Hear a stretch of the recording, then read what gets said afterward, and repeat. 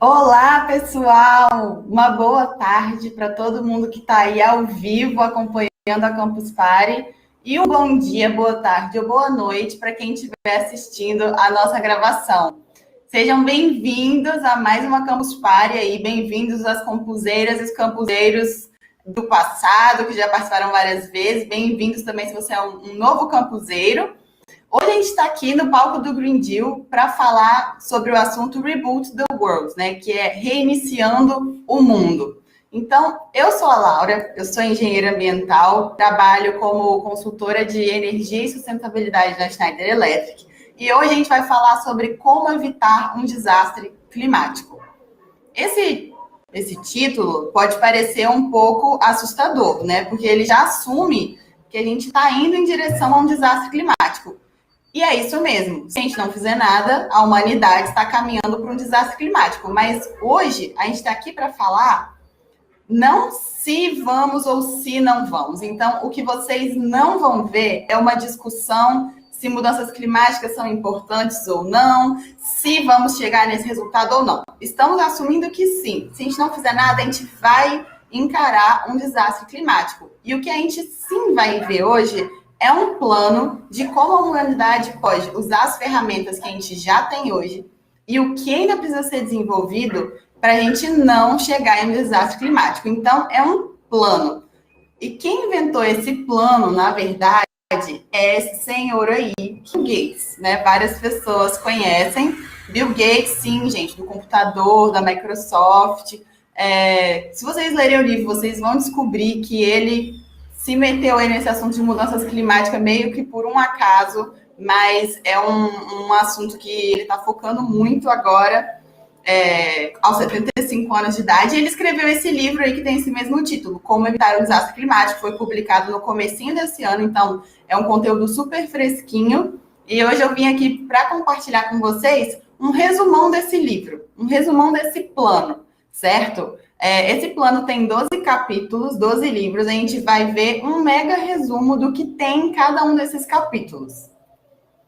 E, como todo bom plano, todo plano, gente, plano de negócios, um plano de marketing, todo mundo aqui que está assistindo, eu tenho certeza que já fez a vida, ele começa com o quê? Com uma boa meta. Então, a gente vai ver aqui quais são as metas para esse plano. A gente vai conhecer um pouco mais o problema e depois quais são as ações para atingir o resultado esperado, ok? Então, vamos começar. Aqui no capítulo 1, fica o questionamento de por que zero. Então, já estou adiantando para vocês, a nossa meta é chegar a zero. E eu quero fazer uma pausa já aqui no começo para pedir para vocês prestarem muita atenção nessa parte. Se eu pudesse pedir que vocês só lembrassem de um dado, uma coisa dessa apresentação inteira, é esse primeiro slide. Esses dois números, 51 e 0. Vocês precisam ter esses dois números na cabeça quando a apresentação acabar. 51, o que é 51? É onde nós estamos hoje.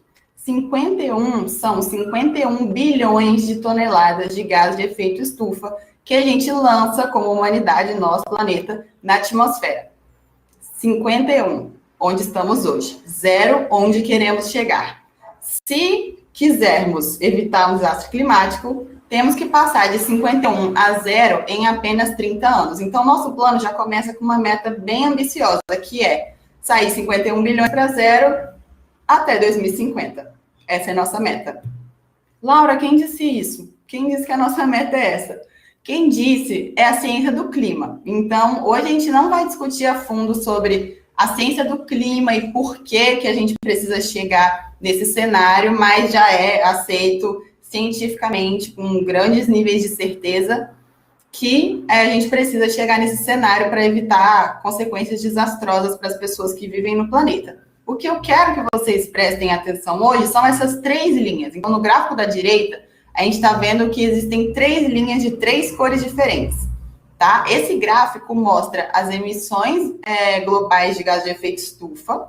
Então, é CO2 equivalente, a forma como a gente mede isso, no tempo.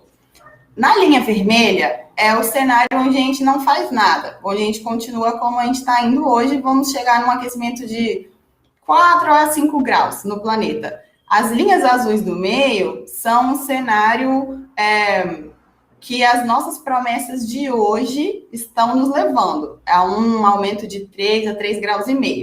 E vocês podem notar que a curva lá de baixo, a última curva, é uma cinza. É a curva proposta pelo Acordo de Paris, que propõe que a gente tem que zerar nossas emissões em 2050 para chegar num limite de aquecimento do planeta de 1,5 grau. Então, ok, temos que chegar a zero emissões. Temos, entendido essa primeira parte da meta. Porém, não é só chegar a zero emissões. Tem uma segunda parte da meta que é bem importante também, que é aumentar o acesso das pessoas a produtos e serviços ao mesmo tempo. O que isso significa? Significa o seguinte, no planeta hoje, tem aquele dado ali, 860 milhões. Isso corresponde a 1/8 da população mundial, mais ou menos, né? Quase 1 bilhão de pessoas não têm acesso à energia ainda. Então, a gente precisa que essas pessoas comecem a ter acesso à energia, certo? Elas não podem ser negadas do acesso a esse serviço que é um direito humano básico e fundamental. Então, já temos esse problema para resolver. O outro lado desse problema é que a população no mundo está aumentando. Então, até 2100, a gente vai passar de 7 para 10 bilhões de pessoas no mundo. E essas pessoas também estão aumentando os seus níveis de consumo e a sua qualidade de vida, as suas condições de vida. Então, cada pessoa está consumindo mais roupa, mais comida, mais carro, mais transporte, mais viagens, mais tudo. Esses dois fatores trazem o número 50% de aumento na demanda de energia até 2050. Então, assim, eu estou falando que a gente vai ter que zerar emissões até 2050, ao mesmo tempo que a minha demanda de energia está aumentando? Sim, estou falando exatamente isso. Vocês já devem ter percebido que essa conta não fecha muito. Como eu vou chegar a zero se tem um monte de coisa nessa equação que está aumentando? O Bill Gates chama isso de multiplicador zero, né? Ele propõe que todo o nosso uso de energia que gera gás de efeito estufa seja multiplicado por zero. Assim, eu consigo que todas as pessoas tenham acesso aos produtos, aos serviços que elas precisam para ter uma vida digna, porém, eu não aumento emissões com isso. Nosso desafio é mais ou menos esse tamanho. Já entrando no segundo capítulo aqui também, né, que é que não será fácil, essas são as más notícias, mas mais lá para frente vão ter boas notícias. E não será fácil por quê?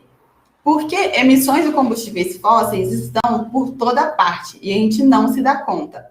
Então, a minha pergunta para vocês, não precisa de responder no YouTube, não mandei no chat, é se vocês escovaram o dente hoje. Espero que sim. Provavelmente, a sua escova de dente era de plástico. Esse plástico, né, veio de combustíveis fósseis que teve que ser extraído, processado, etc. Então, o seu dia de manhã já começou dependendo de combustíveis fósseis. Aí você pode me falar, não, Laura, eu escovei com uma escova de bambu, não tinha plástico nela. E eu também não uso gasolina no meu carro, então eu estou livre, eu não estou contribuindo para as emissões aumentarem. Vamos supor que você use um veículo elétrico, né? Que não tem emissões diretas ali na hora que o motor elétrico está funcionando. De onde vem a energia que está carregando esse veículo? Se for da rede, né? A rede aqui da sua rua, da sua casa, é a matriz elétrica brasileira. Essa matriz hoje tem 83% de energia renovável, porém 17% ainda de fontes fósseis. Então, você está carregando o seu carro elétrico com um pouco de fontes fósseis. Vamos supor também que, provavelmente, foi o que eu fiz, você comeu um pão francês hoje de manhã. Se você comer um pão, tinha trigo nesse pão, né? O trigo precisou ser plantado e cultivado. E no cultivo de trigo, ele precisou de usar fertilizante. Esse fertilizante, para ser produzido, foi numa fábrica onde teve emissões. Para ser produzido, para ser transportado até você, também, provavelmente foi um caminhão onde gerou emissões. O trator que o agricultor usou para jogar o fertilizante é feito de aço, que também, para ser produzido, gerou emissões. E provavelmente esse trator é alimentado com diesel, que também é um combustível fóssil e gera emissões. Então, isso tudo é para dizer o quê? Que combustíveis fósseis estão tão integrados em tantas partes da nossa vida que a gente não consegue enxergar, que torna esse desafio um pouco mais difícil, porque a gente não consegue ver, mas eles estão ali. E eles estão ali por um motivo também que é bem importante, que é, eles são muito baratos. Você pode achar que não, o preço da gasolina está um absurdo, mas a gente vai fazer as contas logo mais já, e vamos ver que sim, é muito barato. E o que o Bill Gates fala? O único jeito de conseguir esse desafio gigante que a gente precisa é que as energias limpas sejam tão baratas, no mínimo, tão baratas ou mais baratas que o petróleo. Só assim a gente vai conseguir. Então, já estou dando um spoiler aí dessa apresentação, que o ponto principal é energias limpas, baratas. Isso que a gente vai precisar. E assim, essa transformação de passar de uma matriz predominantemente fóssil para predominantemente renovável, ela leva tempo. Mesmo que no Brasil, por exemplo, a nossa matriz elétrica seja 83% de renovável, a matriz energética mundial, ela é mais ou menos 67% de fontes fósseis ainda. Então, o Brasil está muito melhor que a média mundial, mas se a gente olhar o mundo inteiro, a gente não está com energias renováveis sendo a maior parte da nossa matriz hoje. A gente já teve outras transições da nossa matriz energética no mundo antes. Então, por exemplo, quando a gente começou a usar carvão, no final de 1800, demorou 60 anos para que o carvão fosse a energia responsável por 50% da matriz energética mundial. Quando o petróleo começou a ser usado um pouco mais para frente, também demorou 60 anos para que ele chegasse a 40%. Quando o gás natural, mais recentemente ainda, começou a ser utilizado, foram 60 anos para chegar a 20% da matriz elétrica energética mundial. Hoje, renováveis são menos de 7% da nossa matriz. E tem um problema, a gente não pode esperar 60 anos. Nós não temos esse tempo, a gente tem até 2050. Então, o que a gente precisa fazer aqui? Precisamos promover essa transição energética para renováveis com uma rapidez que nenhuma outra transformação energética aconteceu no passado, com um agravante. Todas as outras transformações que vocês estão vendo aqui, carvão, petróleo e gás, aconteceram porque o preço da nova fonte era menor do que a fonte anterior. Então, tinha uma motivação econômica. No nosso caso agora, não temos. A nossa motivação é por um dano ambiental, né, e social que as fontes causam. Então, ainda esse desafio de que ela é mais cara do que as outras. Então, vamos somando aí todos esses desafios no tamanho do nosso problema. Aqui a gente ainda está na fase do plano, que é a fase 2 do plano. Estamos entendendo o nosso problema. E o Bill Gates diz que a transformação começa com pessoas bem informadas. E o capítulo 3 do livro dele mostra 5 perguntas para fazer em uma conversa sobre clima. Então, não importa onde vocês estiverem, se vocês são ali, como na foto, um delegado do Brasil numa conferência do clima, se vocês são uma startup fazendo pitch para investimento, se você está na mesa do bar com seus amigos, os meus amigos sabem que a gente conversa de clima na mesa do bar também. Essas são 5 perguntas para você conseguir entender melhor a magnitude, o contexto, a abrangência e os detalhes dos problemas e das soluções relacionadas ao clima. Então, vamos ver aqui as 5 perguntas do Bill Gates para qualquer conversa sobre o clima. Primeiro, para ter uma noção de contexto e magnitude. De quantos 51 bilhões a gente está falando? Vamos supor que vocês vejam uma notícia falando que o mercado de emissões europeu vai refletir em uma redução de 17 milhões de toneladas de gás de efeito estufa. Isso é muito ou é pouco? 17 milhões parece muito, mas quando a gente vê 17 milhões dentro de 51 bilhões, ele é 0,3%. Então, essa primeira dica, sempre volte para o nosso desafio inicial, nosso desafio global e veja, de quanto eu estou falando? É metade dele? É 10% dele? É 1% dele? Isso vai te ajudar a ter uma maior noção de magnitude. A segunda pergunta pode parecer um pouco maluca. Qual é o seu plano para cimento? Vocês vão me perguntar, Laura, o Bill Gates está aficionado por cimento? Qual que é o... Não entendi de onde que o cimento veio parar aqui. Então, essa pergunta, gente, ela não é especificamente sobre o cimento. Também, mas ela é um lembrete de que a gente não pode esquecer partes muito importantes do problema que geralmente são ignoradas. Então, é sobre a abrangência. Porque quando a gente fala de emissões de transportes, por exemplo, todo mundo vê, é uma coisa que está no dia a dia de todo mundo, e emissões de transporte são só 16% das emissões globais. Emissões de carros, dentro dessas emissões de transporte, são 50% disso. Então, 8% das emissões globais vão ser causadas por carros. Cimento e aço, essas duas indústrias juntas, sozinhas, emitem 10% das emissões globais de gás de efeito estufa. Então, essa pergunta do cimento é só para ficar como lembrete. Eu estou olhando o problema inteiro ou eu estou esquecendo de alguma parte muito importante que também precisa de uma solução? A terceira dica é de quanta potência estamos falando. E aí, potência, né? Quando a gente começa a falar esse tipo de termo para pessoas que não são da engenharia ou de áreas exatas, fica muito confuso. Então, é também muito comum ver em notícias, está sendo construído no Ceará uma nova usina solar com capacidade de 30 megawatts. 30 megawatts também, não sei quanto é isso. 30 megawatts é muito? É a salvação de todos os nossos problemas ou não está fazendo nem cosquinha?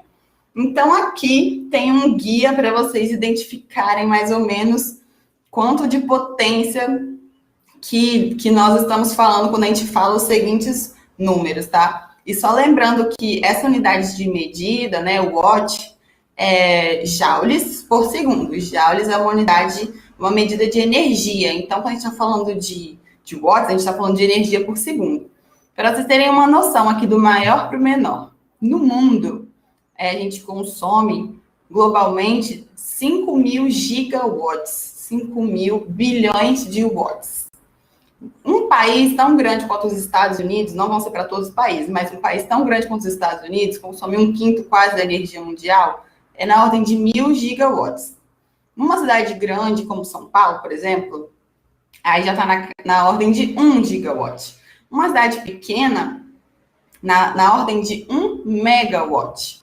E uma casa de uma pessoa, uma casa onde vivem 4 pessoas, por exemplo, uma média aí boa pode ser de 1 kilowatt. Então, toda vez que vocês lerem alguma notícia, alguém te apresentar alguma solução e falar tantos quilowatts, megawatts, gigawatts, lembrem disso aqui para conseguir posicionar o tamanho disso aí que a gente está falando. A outra dica é qual é o espaço necessário. E por que eu quero saber disso? A gente acabou de ver sobre potência, certo? Aqui eu estou querendo ver potência por área. A densidade é energética. Então, as diferentes fontes energéticas precisam de um espaço para ser construído. E pode parecer uma besteira, fica perguntando quanto espaço. Gente, o mundo é muito grande, mas a gente tem uma quantidade limitada de terra e de água no mundo. A gente pode alocar para geração de energia. Isso é para vocês fazerem um mero exercício de... Se alguém te falar que toda a energia do mundo pode ser gerada por biomassa, por exemplo, sabendo que a gente precisa aqui de consumir no mundo 500 bilhões de watts, e a gente precisa de menos de 1 watt por metro quadrado. Olha o tamanho de área que a gente vai precisar para fazer esse tipo de geração. Então, aqui não é para falar, então essa é melhor que essa, porque ela gasta menos espaço. Não, mas é um aspecto importante para ser levado em consideração quando a gente está avaliando opções e onde a gente vai colocar onde que elas vão estar existindo, né, no espaço. E a última pergunta, a quinta pergunta para se fazer uma conversa de clima, que é muito importante, a gente vai falar bastante dessa parte aqui, é quanto vai custar. Porque vai custar alguma coisa. Muito dificilmente a opção mais limpa vai ser mais barata. E aí tem uma parte do livro que é super importante, que é quando o Bill Gates apresenta o conceito de prêmios verdes. Prêmio verde não tem nada a ver com prêmio de ganhar, não, tá?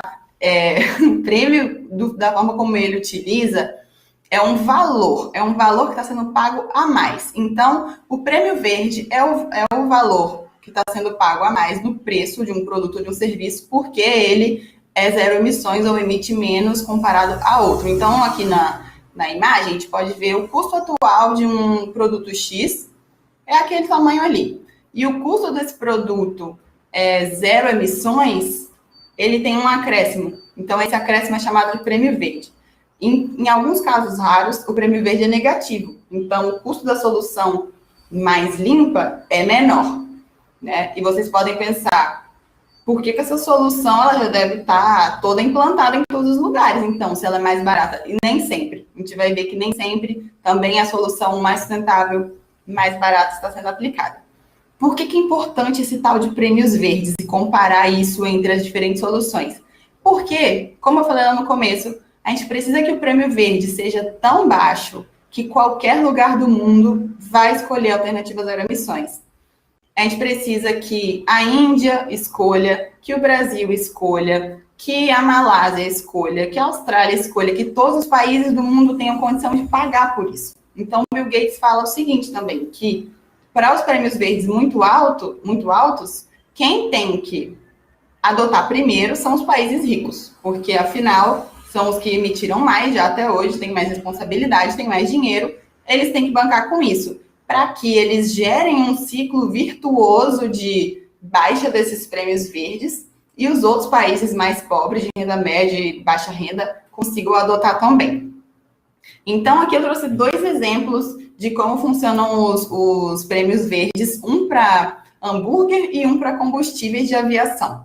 Então, no caso do hambúrguer ali, o C é o custo, o C0 é o custo zero e o PV é o prêmio verde, tá? Então, o custo de um hambúrguer normal nos Estados Unidos é $3,79. O custo de um hambúrguer plant-based, eu coloquei uma impressora imprimindo um bife, mas existem outros tipos de carne à base de plantas, é de $5,76. Ou seja, o prêmio verde para esse tipo de produto é $1,97. A pessoa que quiser comprar, ou a empresa que quiser desenvolver isso, né, ela sabe que ela vai estar cobrando quase $2 a mais porque é um produto que não emite.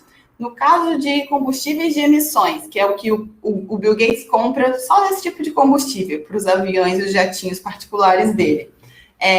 1 galão de combustível normal, biodiesel de aviação, é $2,22. O custo do biocombustível, né, que é a alternativa, é $5,35. Então, a gente tem um prêmio verde de $3,13. Para que serve ficar fazendo essa análise de prêmios verdes? Quando a gente faz isso para todas as soluções, a gente começa a poder avaliar soluções e trade-offs e guiar decisões, porque esses produtos, esses serviços vão estar competindo por um capital limitado. Então, quais tecnologias eu podia estar implementando agora a um custo mais baixo? A primeira onda. E quais estão muito ruins, muito caras, não vou conseguir adotar agora, que eu preciso inovar, eu preciso trabalhar em cima dela para esse prêmio reduzir. É para isso que serve essa análise de prêmios verdes. E ele também indica 3 caminhos para a gente reduzir os prêmios verdes. Os governos, por meio de políticas públicas, regulação, investindo em pesquisa e desenvolvimento, para que a gente consiga trazer esses produtos que hoje são caros a um preço mais baixo. As empresas e os investidores, tanto com o poder de compra, então eu sou uma empresa multinacional muito grande, eu vou preferir comprar produtos ou serviços que sejam zero emissões, e eu vou bancar isso. Eu também posso fazer P&D do meu próprio negócio para desenvolver produtos assim, e posso, claro, fazer lobby junto ao governo para que esse tipo de solução exista. Lobby do bem, tá? Como indivíduos, né, o que a gente tem como indivíduos? O nosso voto e a nossa cobrança para as pessoas que a gente elegeu e criação de demanda, né, de mercado consumidor. Então, eu como indivíduo consumidor consigo mandar um sinal para o mercado de que eu quero comprar aquilo e as empresas vão se sentir incentivadas a produzir aquelas coisas que eu estou falando que eu quero comprar. Então, até aqui, a gente entendeu um pouco mais do problema. Vocês já viram que ele é um problema um pouco grande, mas aqui a gente começa a parte das boas notícias, que nós conseguimos fazer, nós já temos ferramentas agora para fazer. Algumas outras a gente não tem no momento disponíveis, mas a gente sabe que a gente tem que desenvolver. Então, vamos começar na terceira parte já, no terceiro bloco do nosso plano, que são as ações que nós podemos aplicar para chegar no resultado de zerar emissões até 2050. O Bill Gates, ele dividiu as nossas emissões em 5 categorias. Então, a gente está aqui quebrando o problema, porque 51 bilhões é muito grande. Eu não consigo imaginar o que é 51 bilhão de toneladas de gás. Imagina vocês, na cabeça de vocês, quão grande é isso? Então, quebrando em partes, que ele gosta de organizar desse jeito, se vocês olharem em publicações do IPCC ou publicações de clima, não vão ser essas categorias, mas as categorias deles são como nós ligamos coisas na tomada, como nós fabricamos coisas, como nós cultivamos coisas, como transportamos coisas e como esfriamos e aquecemos coisas. E elas têm uma ordem de prioridade aqui, que vocês estão vendo que é de maiores emissões para menores emissões, em porcentagem, né? Menos a eletricidade. A eletricidade, mesmo que ela corresponda a 27% e indústria a 31%, a gente vai falar primeiro da eletricidade, que ela é mais importante. E vocês vão entender já por que a eletricidade é a parte mais importante. A geração de energia é a parte mais importante. E o Bill Gates chama isso de como ligamos as coisas à tomada. Ele fala no livro que se ele tivesse um pedido para um gênio mágico da lâmpada, um só, ele ia pedir para que toda a eletricidade do mundo se transformasse em renovável. Esse era o pedido master dele, porque isso vai trazer muitas alavancas em todas as outras categorias para elas se descarbonizarem também. Então, a eletricidade tem que ser um foco, tem que ser uma prioridade, porque com a eletricidade renovável a gente vai conseguir trazer efeitos de redução também em todos os outros setores. Eletricidade hoje, como eu falei para vocês, no mundo, ela vem 2/3 da nossa matriz energética é fóssil, nossa matriz elétrica é fóssil. Ela é uma fonte barata e disponível, né? Discordo que é barata, né? Falei com vocês, a gasolina está muito cara. Vamos fazer uns cálculos, então. Antes, quem tiver no YouTube, que tiver acesso, eu vou fazer uma pergunta. Eu juro para vocês que tem a ver. Me fala quanto custa 2 litros de Coca-Cola no lugar onde você compra normalmente. Digita aí esse valor, quanto que você paga normalmente por 2 litros de Coca-Cola, ou de Guaraná, ou de qualquer refrigerante, pode ser. Enquanto isso, eu vou fazendo um cálculo aqui do barril de petróleo. A cotação dessa semana estava mais ou menos em R$360 o barril de petróleo. Isso convertido em litros, o barril de petróleo está R$360, tem 42 galões, tem 4 galões, então R$1,90 por litro. Seria como se custasse R$3,80 um litro de refrigerante. Alguém consegue? Alguém digitou algum preço menor do que R$3,80 para um litro de refrigerante? Porque aqui no lugar do lado da minha casa é R$6. Então, gente, 1 litro de petróleo é mais barato do que 1 litro de refrigerante. Esse é o nível de barato que existe, certo? Então, quando a gente fala que é barato, é mais ou menos isso que a gente está falando. E além de barato, ela é disponível, porque a gente criou durante os últimos 200 anos cadeias produtivas especializadas em processar, transportar e depois transformar em eletricidade as fontes fósseis. A gente não tem experiência ainda com renováveis, então a gente já é especialista. E além disso, tem uma ajudinha do governo, dos governos do mundo inteiro, que o dado de 2018 é que o mundo gasta 500 bilhões de dólares em incentivos para fontes fósseis. Então, você imagina se todos os incentivos para deixar a fonte fóssil barata fosse retirado e colocado em fontes renováveis, certo? Isso é uma coisa que a gente precisa fazer. E ela também é barata assim hoje porque existem externalidades ambientais, o dano ambiental que esse tipo de energia causa não está sendo considerado no preço dela. Então, quem está pagando pelo dano? Ninguém. Nós estamos pagando agora com o clima caminhando desastre, certo? E a renovável, que é o que a gente precisa, ela tem alguns desafios, como intermitência e sazonalidade, que são intermitência. Durante o mesmo dia, a geração pode oscilar muito, então tem vento, não tem vento, tem mais sol, tem menos. Só que assim o tempo inteiro. Então, ajustar essa demanda por essa produção, por essa oferta, é difícil, com fontes renováveis. Também tem a sazonalidade, que em países como a Alemanha, mais do que dobra a produção de solar no verão para o inverno. Então, como é a rede do meu país inteiro, se ela fica flutuando ao longo do ano? E também tem o problema da disponibilidade de recursos perto do consumo, porque a gente não consegue transportar num bar de gasolina.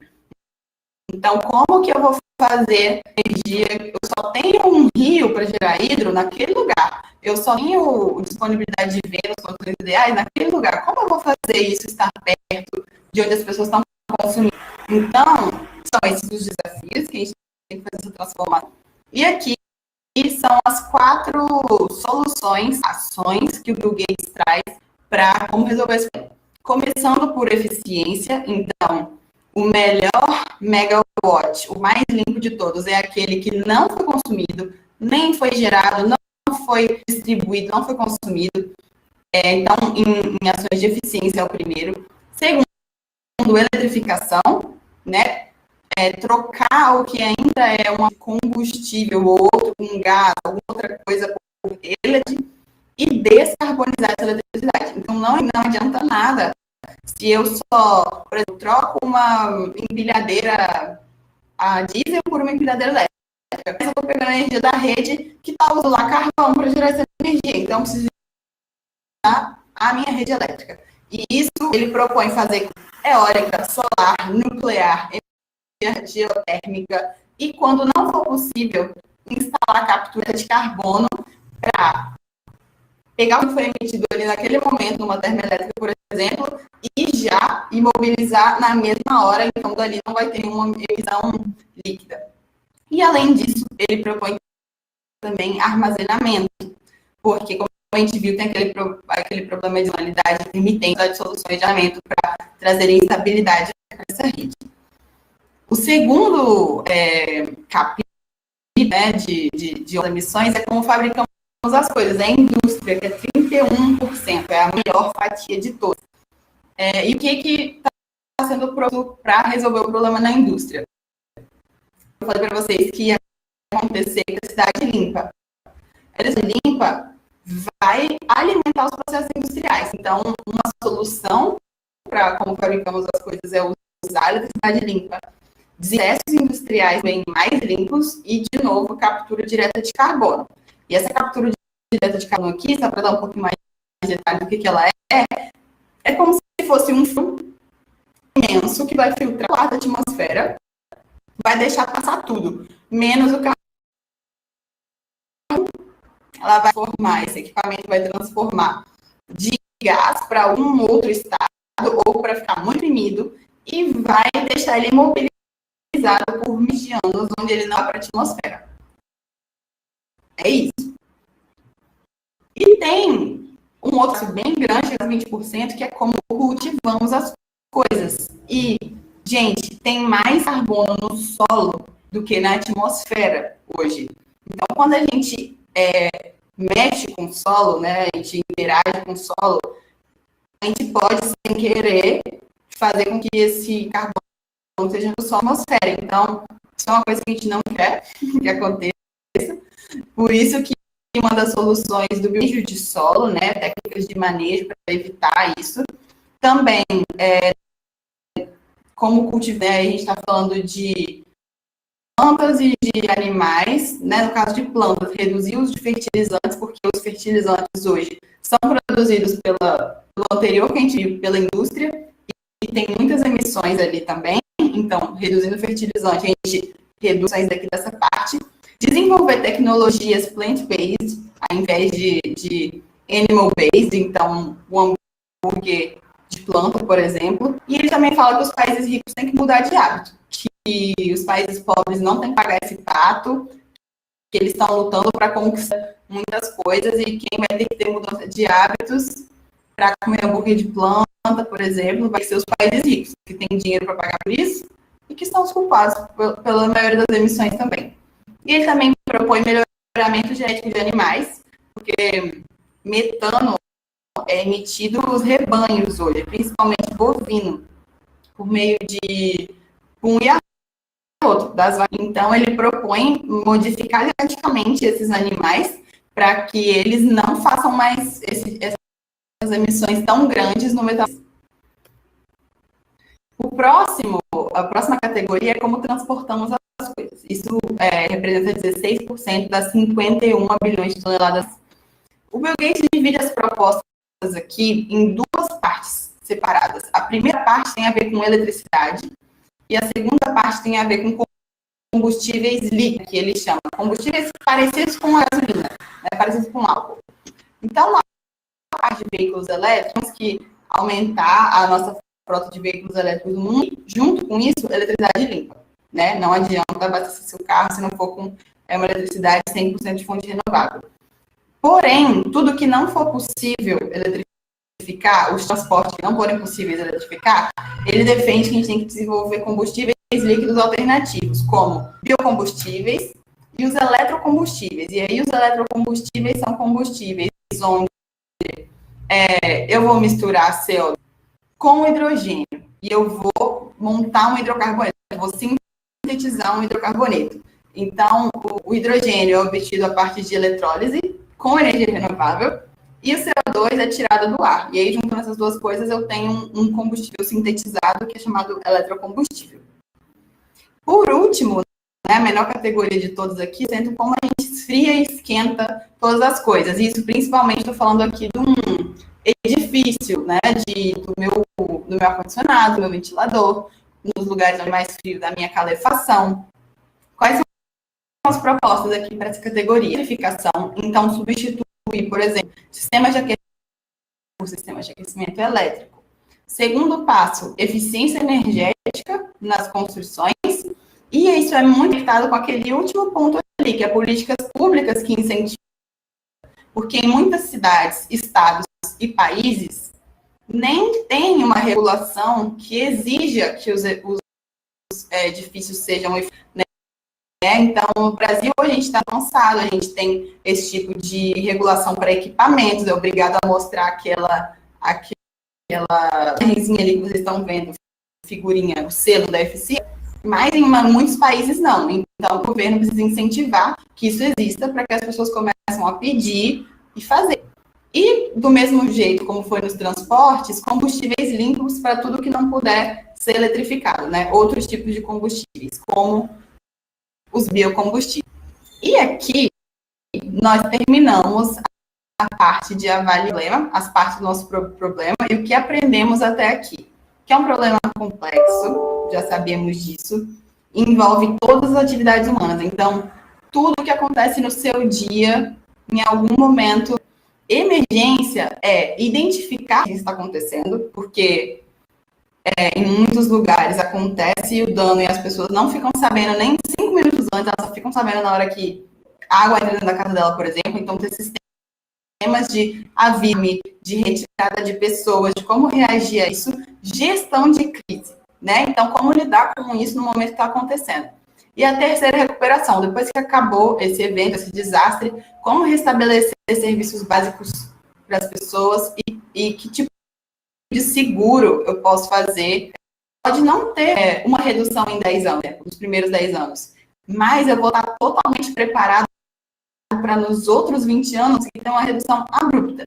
Enquanto que, eu pegue todo o meu consumo de carvão e petróleo natural. Eu vou reduzir as emissões um pouco, até 2030. Isso vai me ajudar a chegar no zero em 2050?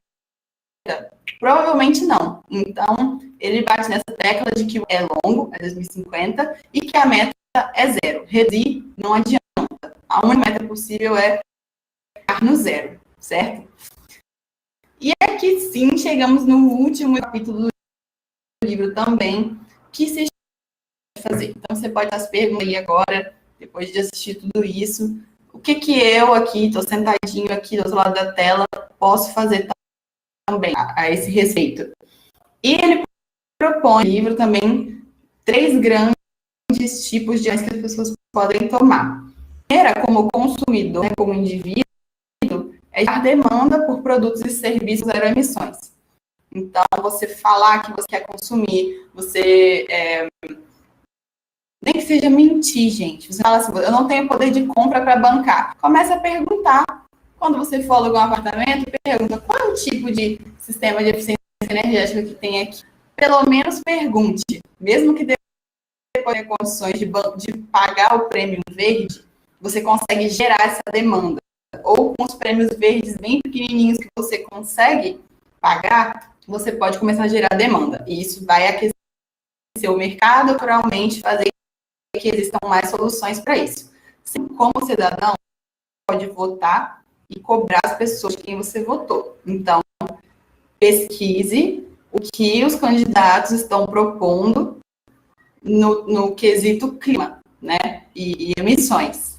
E vote de acordo com o que você acredita que seja certo. E use sua voz. Usar sua voz é mais do que em evento, do que fazer discurso, do que fazer palestra. Quando a gente fala governos, empresas, todo mundo ali dentro é pessoas, entendeu? Empresas são feitas de pessoas, governos são feitos de pessoas. Então, a voz use ela onde você está. Se você hoje é um estudante, use como estudante. Peça para a sua instituição de ensino te ensinar mais sobre isso. Coloque nos seus trabalhos, coloque nos suas... se você é um professor, pense como você consegue incluir isso. Se é um juiz ou uma juíza, como você consegue incluir isso no seu dia a dia? Se você é um tomador de decisão do governo, como você consegue incluir isso no seu dia a dia? Se você é uma dono de empresa, como você consegue trazer isso para o seu negócio? Então, sua voz no lugar onde você está. E a minha última mensagem, que não tem muito a ver com isso, eu mesmo que quis colocar aqui, as duas meninas no fundo da tela, elas não estão aí. Uma foto, essa primeira foto aqui, é da Seth Suzuki. É uma menina que fez um discurso na Rio 92, ou seja, em 1992, há quase 30 anos, que ficou conhecido como o discurso que calou o mundo. E ela falava de como essas gerações estavam lá, né, não sabe de que as crianças como ela iam ter que arcar com isso no futuro. E aí corta para 2019, Fórum Econômico Mundial, Greta, um discurso também critica a falta de ação das pessoas que estão no poder. Então, eu queria deixar essa mensagem para vocês, que a gente está muito atrasado. Tem muito tempo que tem muitas pessoas falando sobre isso. A gente fez pouquíssimo. Por isso que esse livro é muito interessante, é muito pertinente, porque é um plano prático. Sim, vamos começar a fazer agora. O caminho está aqui, os problemas estão aqui, conhecemos detalhes, conhecemos onde precisa melhorar, está na hora de começar a fazer. Então, esse é a que eu deixo para vocês. Se a gente tiver ainda uns minutinhos para perguntas, a gente está aqui. Se não, podem me procurar no LinkedIn, no Instagram, Laura Guaitolini, igual vocês estão. E a gente vai conversar mais sobre isso. A gente precisa que todo mundo esteja nessa conversa. Ok? Então, pessoal, vocês podem me avisar se tiver alguma pergunta dos chats do YouTube. Se não tiver, a gente já vai encerrar por aqui.